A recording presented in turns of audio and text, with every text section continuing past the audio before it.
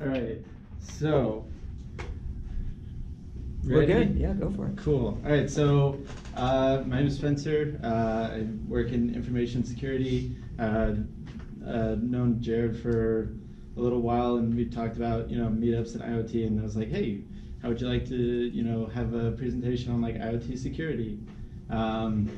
I love talking about security, and I think it's always a good thing to try and educate people and just kind of get people to understand a little bit more of what's out there, what some of the risks are, because obviously IoT is a booming trend, as we're gonna discover together, and so it's important to kind of have some of these considerations in mind. So anyway, so this is IoT security, or how I learned to start worrying, then stop worrying, and love the IoT bomb.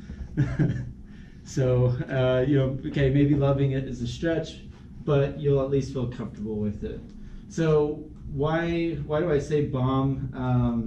So it's kind of two things. One, so this is just kind of a study showing what we're trending at for internet connected devices by 2025. This is in billions. So we're talking 75 billion. So one is the rate at which these devices are obviously being added out there is explosive. It's an explosive rate. And then two, if there isn't more effort put to securing these devices, the negative effects of those devices being out there will also be explosive. So before we dive into this a little bit, I did want to talk about just try and give as good of a high level overview about what information security is, and I think I'm gonna have to exit this real fast so I can pull up this YouTube video.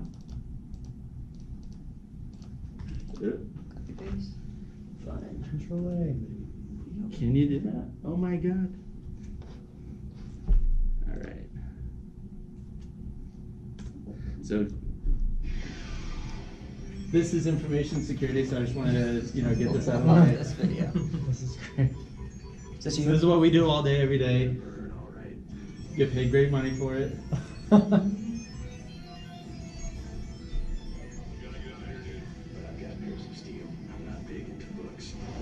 We're not big into books. Illuminati, banks, hack it all. Seems accurate. Yeah, so now that you guys know what information security is, we can keep going. That's worth it. All right. So, what is it really? So, you'll hopefully hear this. If you ever talk to people about information security, probably the best way of covering all aspects of it is something called the Cia Triad, which sounds a lot cooler than it is. But it's basically confidentiality, integrity, and availability. And so these are all kind of self-explanatory. But confidentiality is that there's like sensitive data potentially on your systems. So protecting that data. Integrity is preventing either the data or your systems from being modified or compromised in a way that they're used for something that they shouldn't be used for. And then availability is obviously, just that your systems are online and functioning how they should be, right? And so one thing that we are going to talk about a little bit is something called a denial of service attack, or a distributed denial of service attack. Without diving too deeply into that, it's basically where you're able to direct a large amount of traffic at an endpoint, and then it basically takes it offline so that no one else is able to utilize it. So it doesn't necessarily harm like the data that's potentially used by that system. Nothing's really being exposed.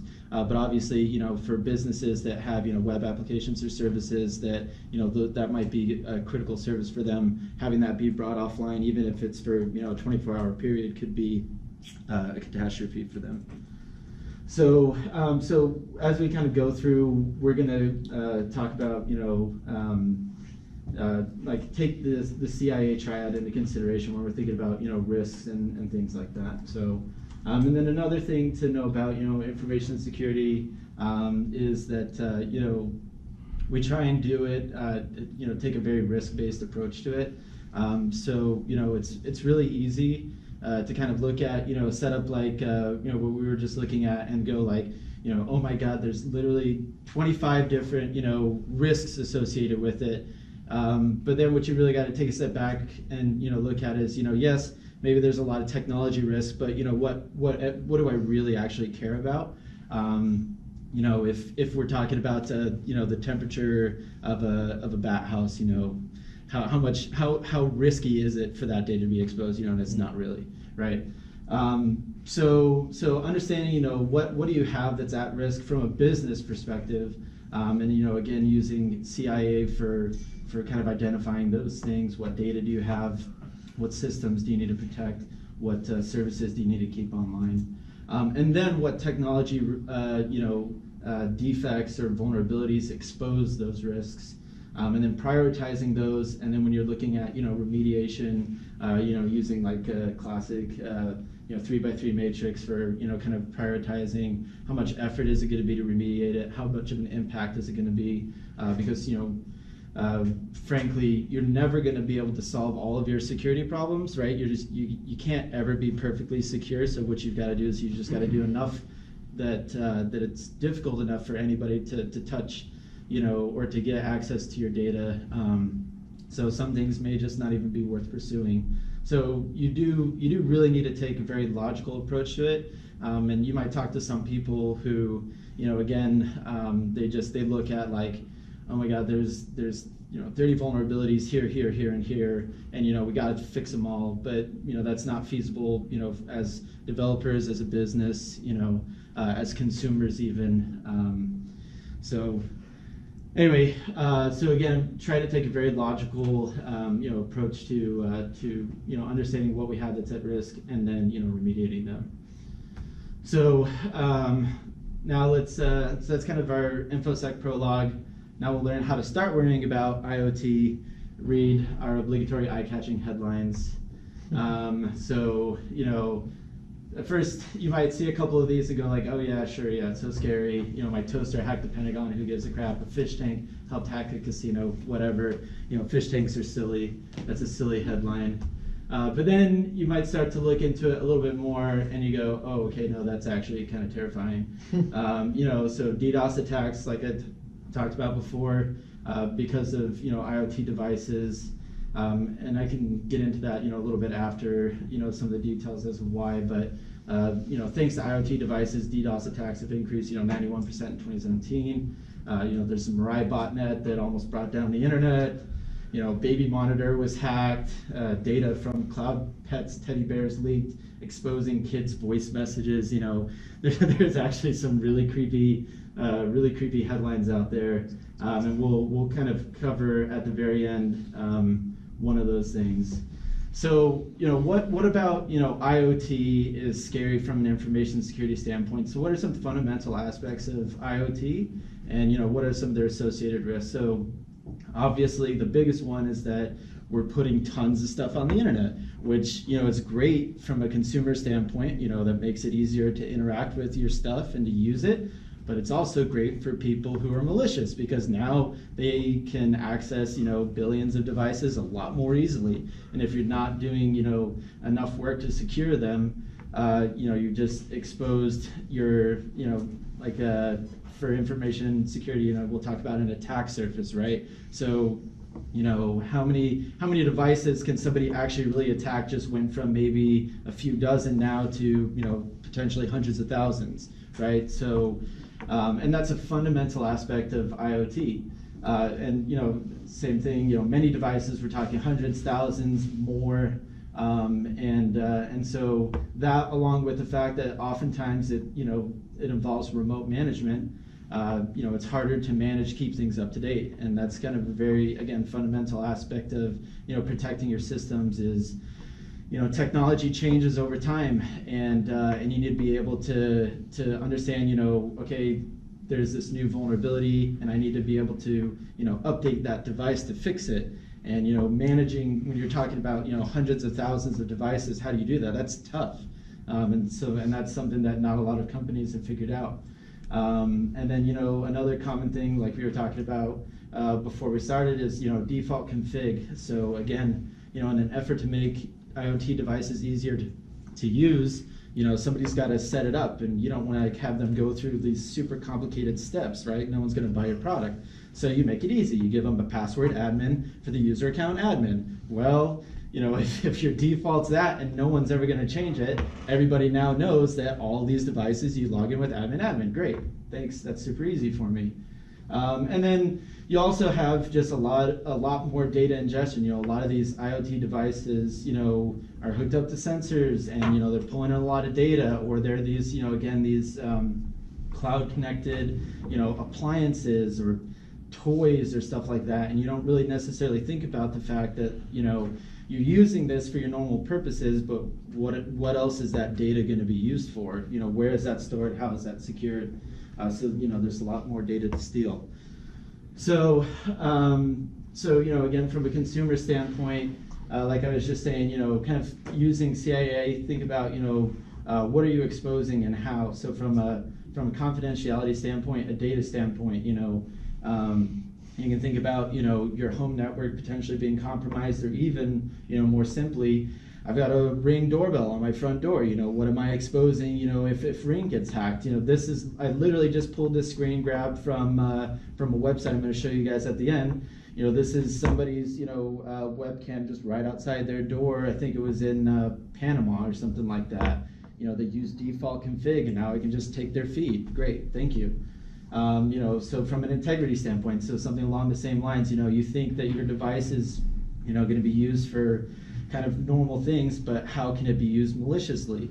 And that's where we get into the whole DDoS thing. Your devices are being used to compromise other networks because somebody's taking control of it, and they're now using it to send attacks against other people. And then continuing on that vein, from an availability standpoint, if your devices are being used, that bandwidth is going to affect you. Your internet's going to go down. You're going to notice a degradation of service performance. So, so there are a lot of very real impacts. Just as a consumer. And just one of the headlines I wanted to kind of throw in here is, this was relatively recent. An Amazon Alexa user in Europe, because of GDPR, again, that's a whole other discussion, was able to, say, hey, Amazon, what data do you have on me? Well, Amazon sent him somebody else's voice recordings, and he was able to actually go through this and figure out exactly who this person was, where they live, a whole bunch of really creepy things about this person's life from the Amazon Alexa recordings.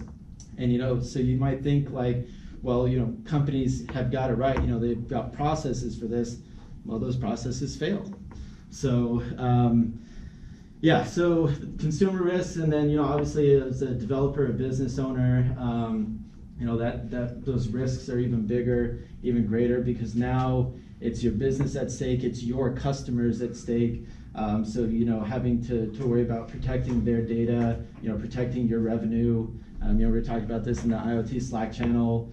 There's a lot more regulations out there, so now you have to worry about getting fined, and so again, understanding those applicable regulations, and then now as a developer, as a again a technology owner, you have to think through your whole stack. So you've got all your business risks, and now you have to think through everything that could possibly expose them. So now this picture's just gotten way bigger for you than as a consumer. So all right, so now we're worrying. We should all hopefully have a face like that, and so now we're at the point where we can hopefully stop worrying and start to be comfortable with with the situation, because there are things that we can do to try and protect ourselves and protect our data and our systems. We're going to go through that now. So yeah, this is really as great of a metaphor as I can think of for default configuration on your devices. So if any of you guys would like to replace your door locks with that, feel free, and I'm sure the thieves and the burglars would love that. But I mean, that's basically what you're doing when you leave default configurations in place for your devices. You're just saying, come on in. So from a consumer standpoint, the number one thing is awareness and education. And so again, that's why I was happy to be able to do something like this. It's just again being able to kind of take a step back and look and kind of recognize what's out there. I mean, that's the most important part. Obviously, if you're researching, if you're looking around, I'm not going to get into the whole fake news debate, but obviously various news sites are going to dramatize things. They're going to make things seem a little bit scarier. So don't obviously believe everything you read on the internet, but do educate yourselves. Understand. Think through your devices in your house. What do you have that's connected to the internet? Think through your home automation systems, your home security systems, your router, and just kind of think about understanding what they are and look up that device specifically, because maybe there will be news articles about any sort of vulnerabilities or any sort of concerns that you need to be aware of. Keeping your devices up to date is super important. I'd say the biggest one is your home routers. It's actually really tough to update those, but those don't get updated, by the companies that make those, and that's the entry point into your home, right? So that's kind of a critical one to make sure that you're keeping that up to date. Changing the default password. I got a link which is basically just a website where it just all sorts of networking devices and so on and so forth. Like, okay, Asus default password's typically this. Netgear default password's typically this or this or this. And so you just go through and just try them out until you get in, right? So and then from again from a developer or a business owner standpoint.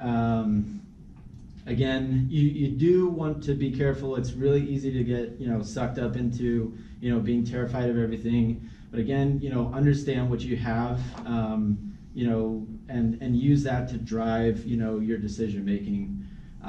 Because again, if all you're worried about is I'm actually really happy that your talk was first, because if all you have is temperature sensors, for a bat house, who cares?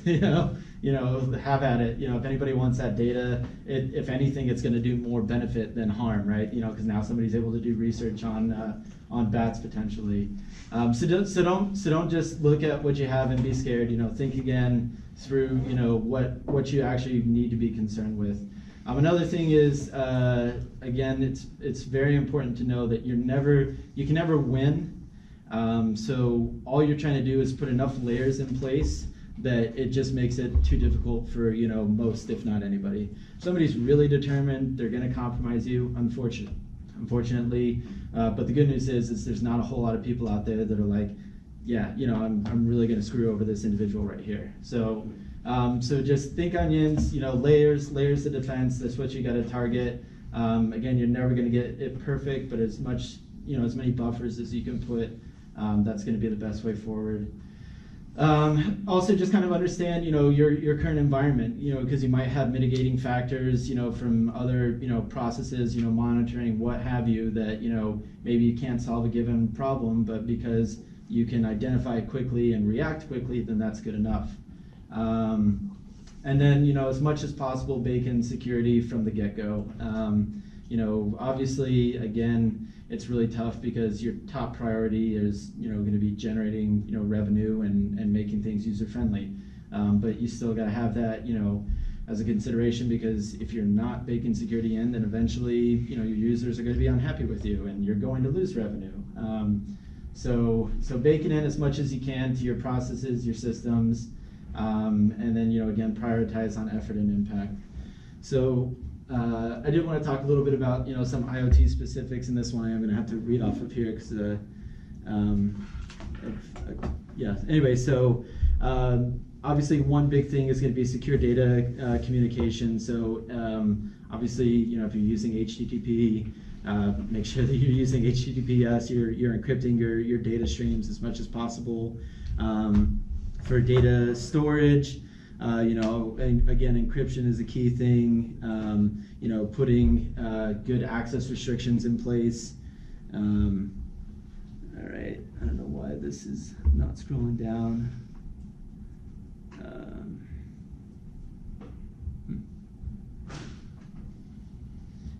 So with remote management, actually, I'm sorry, I'm gonna have to pop this down here because these notes are not scrolling through. So for remote management, using authentication tokens as much as possible. So again, don't just think about what the normal use case is going to be.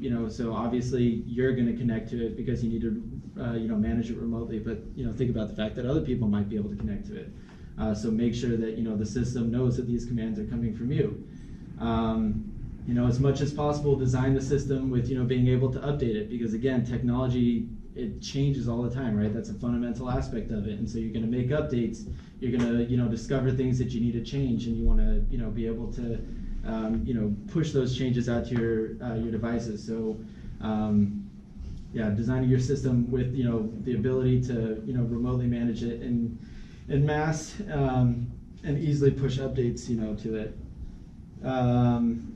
Automation is also just a critical thing, especially for updating when you're talking about at scale. Obviously, one, it's important because then you're not spending a bunch of time trying to touch devices one by one. But also, human interaction is more error prone than if you've scripted it, right? So, and that's a major security concern as well.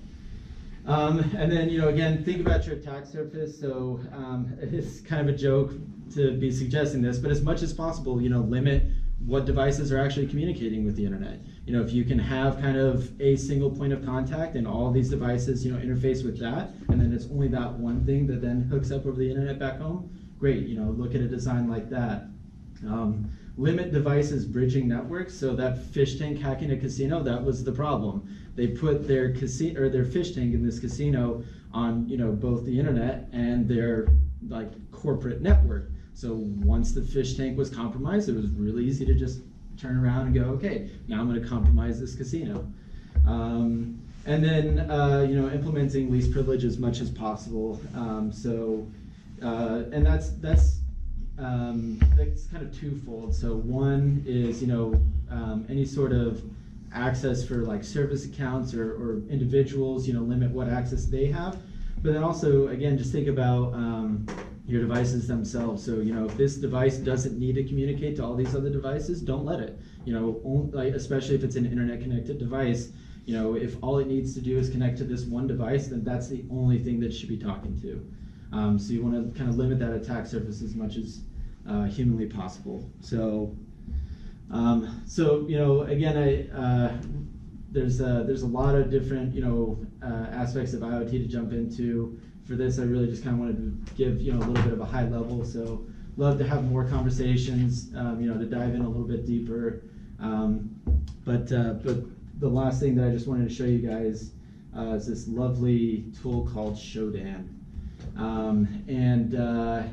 And I've got some links. I'd be happy to distribute this because I'm not going to pull up this article, but it's a great article on what Shodan is, why it was created, and how it can be helpful for developers. But I also just wanted to show you why it's also IoT security is very frightening. So I'm going to pull up. Control click. Yeah, I've got it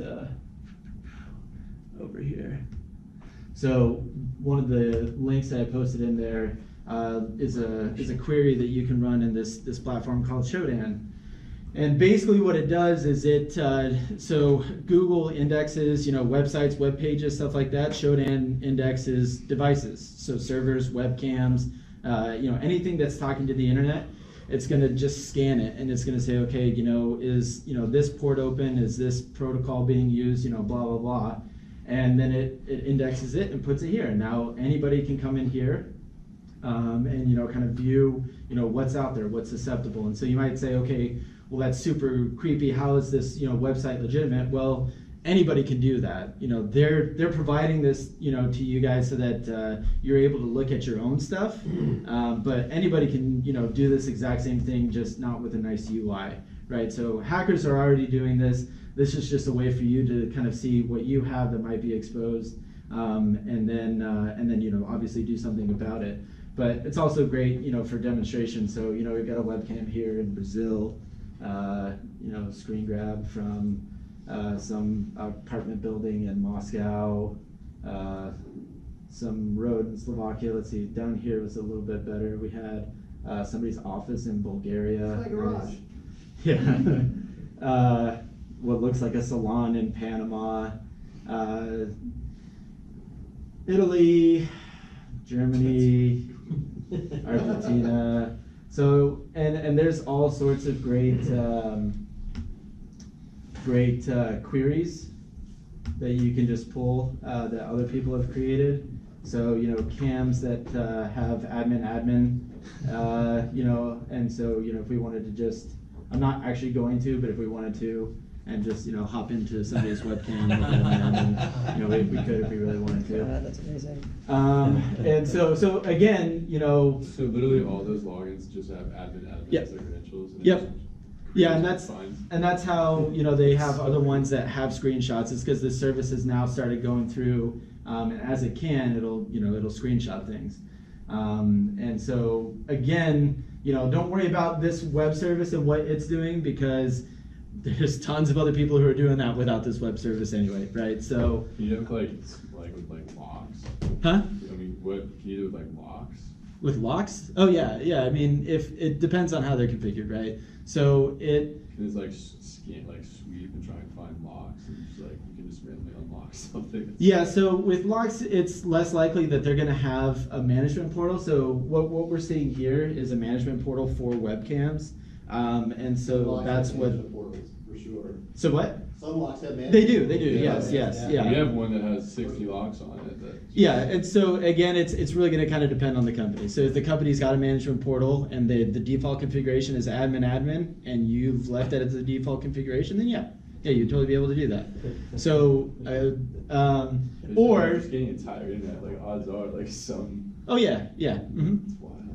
Yeah, and actually, this is a really great website. So it's a lot of fun to geek out on this. They actually do some really cool stuff related to industrial systems. So if you want to get scared about how vulnerable our critical infrastructure is, this is another great place to do that.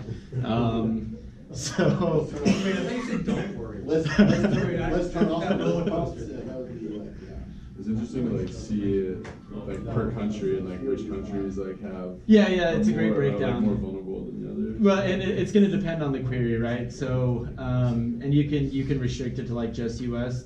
I did one the other day. I don't know if you guys know that Windows XP is a no longer supported operating system. It's very vulnerable. Well, there's a really easy query to run on here where you can look at all the Windows XP servers in the US that are exposed to the internet, and then you could just within seconds brute force it, hop in. So that was another fun one. Amusingly enough, most of them at this point have their language changed to some sort of Asian language, and they're all US-based servers. So obviously all have currently been compromised. But anyway, really fun tool.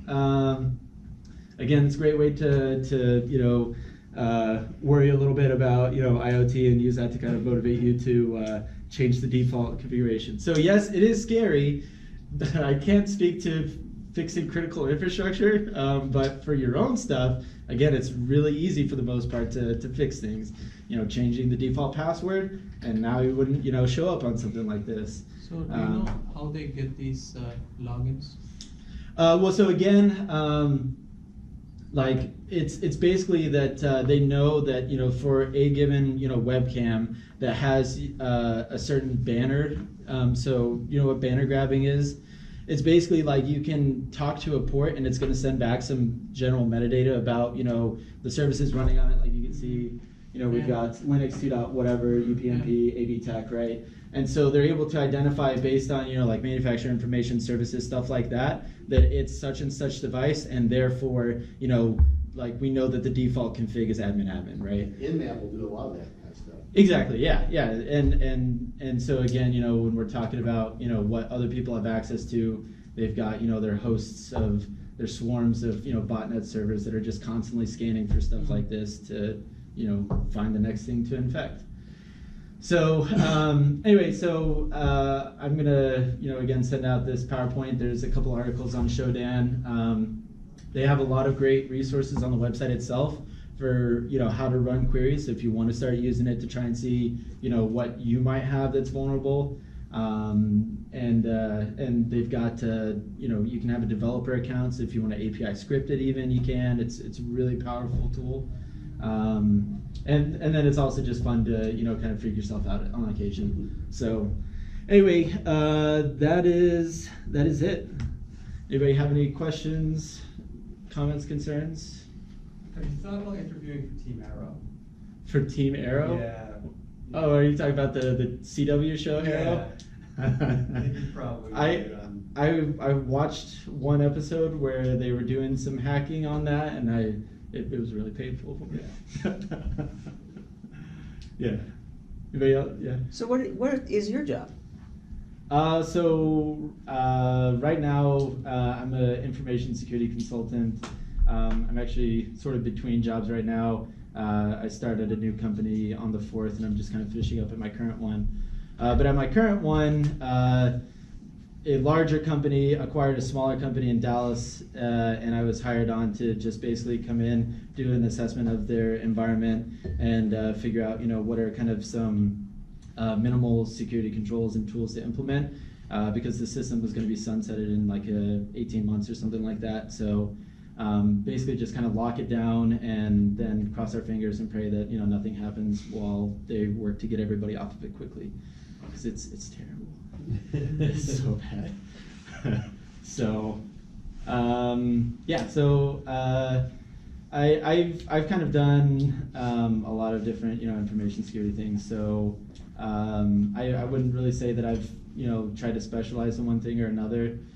So I've, you know, done anything from you know, again, kind of overall like system controls, design and implementation, to this great tool called Splunk, which is a monitoring tool, and, you know, done a lot of work with that. Done a little bit of, you know, I wouldn't really call it pen testing work, but something along those lines. Incident response, forensics, you know, what have you. I've, especially for this last job, I've had to touch like a little bit of everything. So, so information security, that's what I do. Okay. So, What's your new job? senior consultant at Deloitte. So, Should have led with well, I'm not there yet, so that. I have a few more weeks. But anyway, I got a couple. yeah. So, looks like if this is a problem, then there's an opportunity, right? Mhm. I think both from the consumer side, and then from the device side. And I'd like to get your take on it in terms of the consumer side, like changing default passwords and that kind of stuff. 90% of consumers are not going to do any of that, right?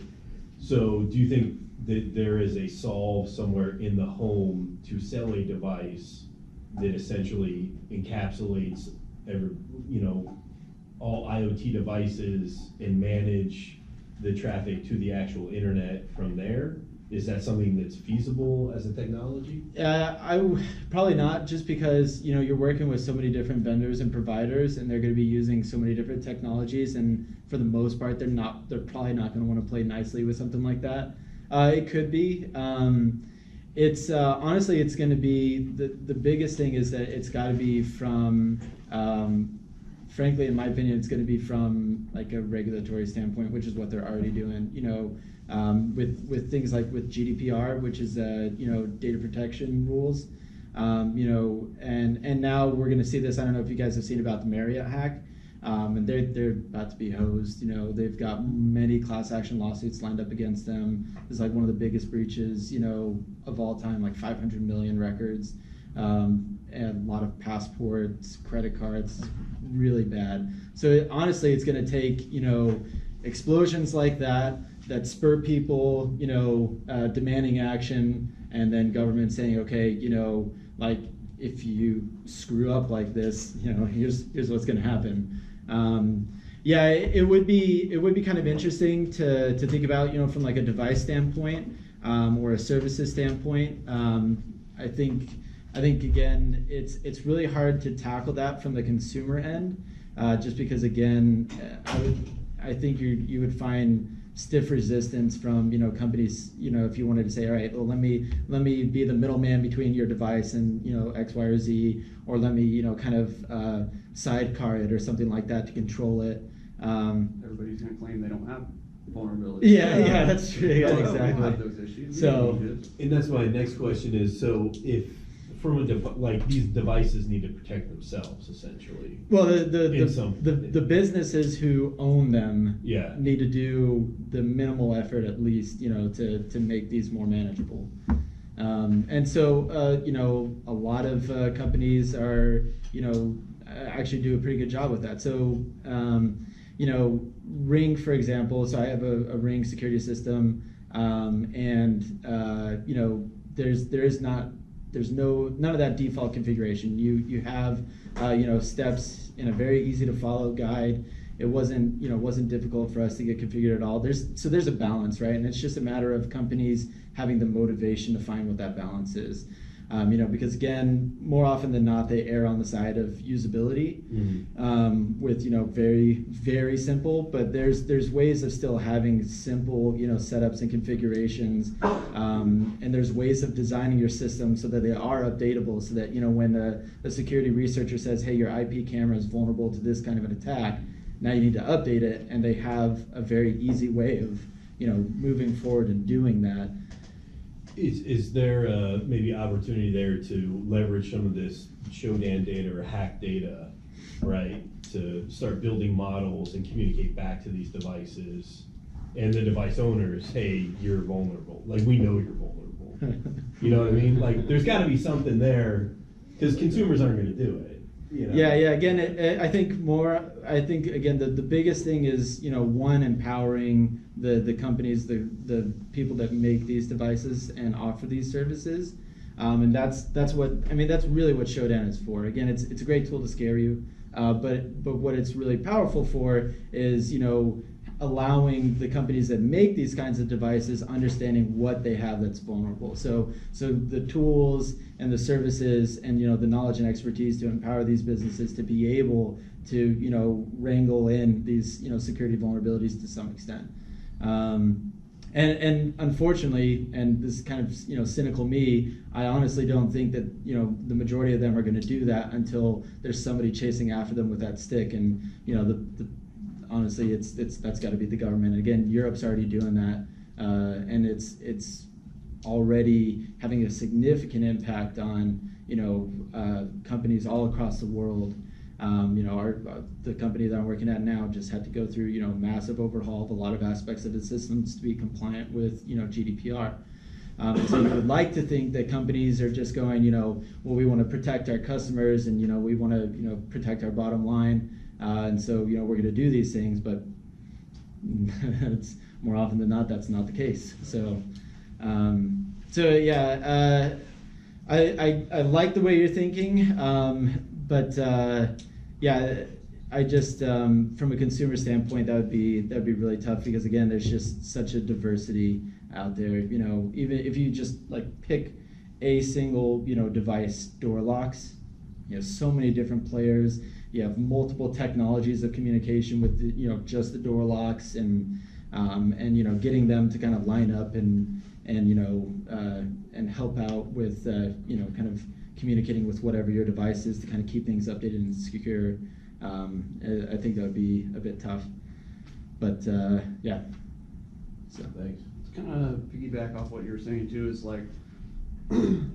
everybody, or at least these companies, these businesses are all pretty much reactive instead of proactive about these things, and it's just because of their bottom line, what it's going to cost them, until you look at pretty much everybody's been hacked. And like you said earlier, it's adding these layers of things on there, because when I worked for a government contractor, we went through this stuff too, and we would go to these meetings and they'd ask me, oh, so you can protect our systems and that, and I was like, well, technically I can do everything possible to prevent it, but like if somebody has enough money and time to put into it, they're gonna get into your stuff, whether it's social engineering or, you know, calling you acting like they're OUC or something, just to get your information.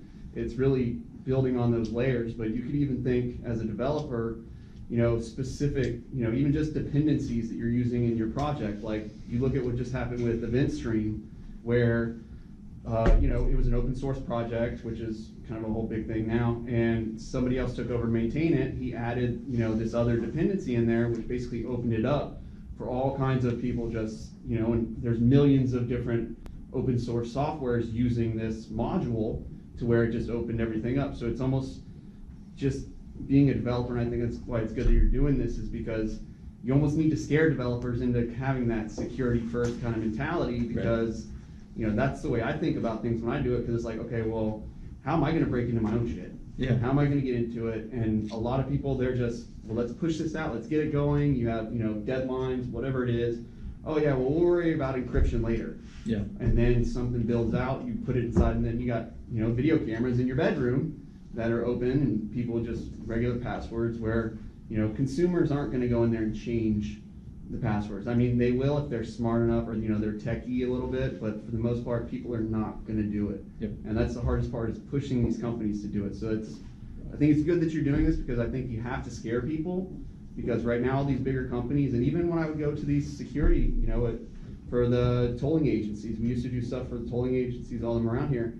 I would go to them and I'd be like, hey, you know, here's something I found, and their first response to me is, oh, are you trying to get into our stuff? And it's like, you know, in my opinion, it was that guy, he was just, you know, kind of the opinion, like, oh, you're a young guy, you don't know what you're talking about. Right. And it's like, well, listen, man, I can just go out to a cabinet with a standard number 2 key, plug into your router, and get onto your network, and have to not jump all through all these hoops. But it's like, a lot of these people just think, oh, well, we're fine, and we'll react when it happens. And that's, you know, then you got Target, Sears, everybody and their mom's been hacked. Sony. But you've got like governments who literally, they probably have these entire military branches where all they do all day long is sit in an office room trying to hack into shit. Yeah, I think the good news for consumers maybe is that, although they don't necessarily do it, consumers could do a lot of easy things that would make them much, much smaller. If somebody really wants to get in, because the room's filled with very bright people, You're a target. working on it, they will. But most of the automated attacks are looking for really easy. It's like rattling doorknobs, like going through the neighborhood and just trying the door. And if you have done a few basic things to secure your, the bot will move on. Right. It's not cost effective. I used to watch, of course, all this changed over time, but say 5 years ago, I would watch the logs on open internet-facing Linux server. Right. I would watch logging attempts. 85% of them were attempts to get root with password root. Right. Yeah. And if they didn't get it, they moved on. Right. And so if you simply change the default if you made root login impossible on SSH, and you changed the root password to something other than root, you got rid of, not all of them, but you got rid of a large number.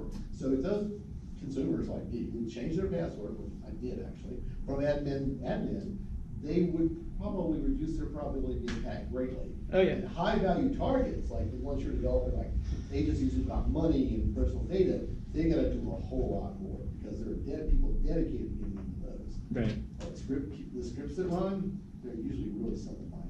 Yeah, exactly, and that's where, you know, again, you know, the two biggest things are, you know, number one, default config, and then frankly, number two is just, you know, if you can, and this one's a little bit tougher, but keep things up to date, right? And it's actually not really, you know, too terrible. A lot of devices, you don't even really have to worry about that. I think, again, router is like the most common one that, you know, it's never updated automatically, which is just crazy. It's mind-boggling, but yeah, so that's like kind of a big one. But yeah, you're exactly right, and that's kind of this whole thing with, you know, Shodan is that, you know, one, it kind of shows you exactly what those bots are going to be doing, right? And that's because, I mean, that is all they're going to be doing. They're just going to go, okay, exactly what this website did. Try this IP. Okay, nope, it's not what I want. Try this IP. Nope, it's not what I want. And just keep going and going. And if they can't hit that one, they're not going to circle back around and go, all right, well, let me try this new password combination. For the most part, it's just going to be, I've got, you know, so many hundreds of millions of IPs to try anyway. Why would I spend more than one attempt on a single one, right? So so yeah, again, as a consumer, it's not too difficult to avoid a lot of that, but again, companies should be doing a lot more, frankly, to protect it in the first place. So, but anybody else? There was a router that was showcased at CES. It's supposed to be available in March. It's called TrustBox by a company called Scaleless. They're developing it in combination with Microsoft.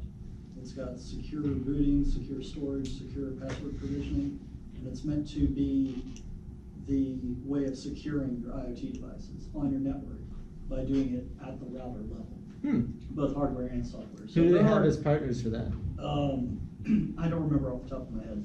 Yeah, I'd be interested. Is that at this new CES? Yeah, I read about it last year, but it's an actual thing you can touch and feel now. So there you go. If you're at Microsoft, then you have the leverage to beat other vendors over the head and say, all right, you should But how step would they in do that? line. You still have to do network address translation Yeah. to be able to connect to the internet, so, I mean, unless they're like filtering the outgoing devices. You could VPN to their servers with like an RSA encrypted link and then do it from there. Yeah, I'd be Then I can curious. still go through the VPN server, then I'm hitting your server from Microsoft server. Yeah, I say so- that mine get attacked every day, Yeah. all day The long. fear appeal to work, to get people, consumers to change their behavior, you have to make it clear to them that there's something they can do to remediate the problem. Right. So if you think, and it's not true for the high value targets, it requires a lot of work. Right. But if you want to convince a consumer to change their admin, to make their networks more secure, you really just got to show them that if you make it not admin, you'll be a lot better off. Fear Right. appeals, Yep. which Shodan is a big fear appeal, only work if people think they can do something about it. Right. Yep. If they think it's impossible, they just say, oh, I don't care. Yeah, exactly. Yeah, let me make a point, right? So you talk about consumers. What kind of people are there? So you have a camera look at my entrance. Yeah. I have $500 in the house, $200 TV, right? You have security. What are they gonna do? The easy way is to make everything. You have these devices, right? So now you buy a device with ClickCam. You log in, set up, admin. Right. But right away say you must change your password before you can go on. Right. You're done. Yeah, that is like. I've seen this before. Is all Yeah. the manufacturers say, hey, get this device, Yep. set up your new laptop. This is your default password. But when you enter in, Right. first thing I say, change your password. Yep. You're done. Some routers have like a hash, come with a hash password, which I hope Yeah. is not It's simple thing. algorithmically related to the MAC address. But if it really is unique and stamped on the router, then, Right. and you have to use that password, Yeah. that's pretty good, but I have a horrible feeling that maybe if you know the MAC address, you can. And that's exactly what I'm talking about. That it's, there's obviously that delicate dance between usability and security, and something as simple as that. Yeah. That's like an extra 5 minutes to develop, and you've literally just drastically of reduced the code. the I'm not risk using his estimates. of compromise there. What's that? I said I'm not using your estimates. Yeah, if you're gonna work for Deloitte, you better bump those up a little bit. Yeah. That's not gonna make much money. That's how they make money, man. It's per hour. Yeah, that's true. I got a 6 question. minutes minimum, you're right, 6 minutes. GDPR, the organization, what are they doing? Right? You heard about GDPR for a long time. Right. Still big hack to big companies, right? Marriott and all that. What are they, when they hear this, what are they doing? Are they regulating anything else, making changes? Yeah, so GDPR in particular, so it's not really an organization. So GDPR itself is a law, European Union law. I'd say the easiest way of describing it is that one, it gives European users the right to be forgotten. So they can actually submit a request to any company to purge their data out of it, which is actually really significant. Because obviously there's a lot of tech companies that is their way of generating revenue, is knowing everything about you. Yeah. And then two, you can also just request, like I was talking about with that Amazon Alexa, you can request for what data they even have on you. So you can go to Amazon and you could say, well, European Union citizens can go to Amazon and say, what do you have on me? And then I think those are really kind of the two biggest ones. Is companies now actually have to be able to look through. You would kind of think that they do, but to some extent, companies actually don't really have a way of knowing or like easily compiling everything about you as an individual, right? So like you could have your data spread across, so many different databases and systems and services. And so what's kind of, been interesting is it's really kind of forcing, companies to, kind of understand what is all the data that they have on a given individual throughout all of their systems. And be able to, develop a system with which, again, somebody could go in and say, all right, I want that all purged. And that's kind of a double-edged sword. What? You're saying, hey, you guys, like, they may have had that on the back burner, like, we really love a 720-degree view of every user. Right. Right, but now the government's coming in and saying, well, you have to have it. Yes, I have the option to pull it out, but now they're forced to actually put it together. Well, which yeah. a lot of systems don't, like you said, they don't have. Well, Yeah. it's also requiring accountability, so if you don't and something happens, you're gonna be fined, like, Yeah. tremendously. Yeah, so I get what you're saying. Again, what you got to realize though is that if somebody's sitting on their systems for 6 months, they're going to find all of your fragments of data anyway, right? So they're going to be looking around for your credit card, social security number with regexes I think he's saying and like stuff like the that. company themselves Yes. are now forced to create a system That to is get the all the consumer. data on you. Okay, and put to in make one it place. easier to. Yeah, Yeah, see, sure. I've Yeah. seen a lot of big Self-fulfilling companies who prophecy. you would expect to have that Right, consumer sure. profile that don't because they've never put the resources in. But now you're like, well, we'll do it, and yeah, you can pull yourself out. but Right. 90% of people aren't probably. Yeah, so it's and again with Amazon Alexa, so I say you would hope that they would develop these systems in such a way that they've built security into the process of requesting that. Amazon didn't. No. They let that guy from Germany get access to somebody else's Alexa data, and oops. So yeah, no, that's very true. But so that's where you just got to go to everybody and say, delete me, delete me, delete me. But I think it also scared a lot of companies too, though, because it was It did. huge for a lot of companies, especially like WordPress too. They made a lot of changes just for whatever data it is that's being stored. So even though it's been aggregated, into one location, whatever it may be, if it gets released or something comes out, and smaller developers, stuff like that was my concern, was how is it going to affect me, Right. with this small client base, which is not much, but it's like these big companies like Target, Apple, Google, whoever Right. it is, it's basically saying like, we're gonna hold you to it, and if you mess up, like, it's. yeah, that's true. That is kind of a significant piece of it is it does place a lot more value and weight on what's called PII, or personally identifiable information.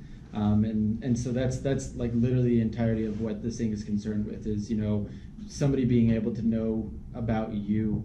And so that is true. That's kind of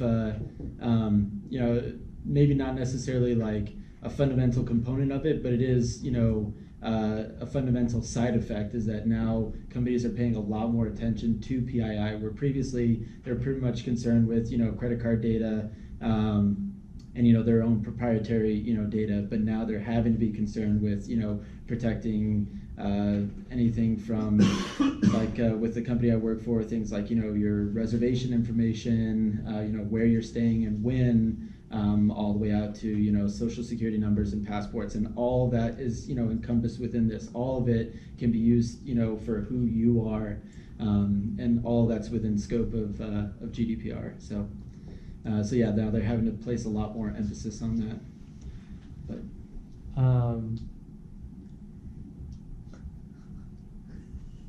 I'm good. Okay. I just want to be cognizant of people's time. So, yeah, thank you very much. Thank you very much.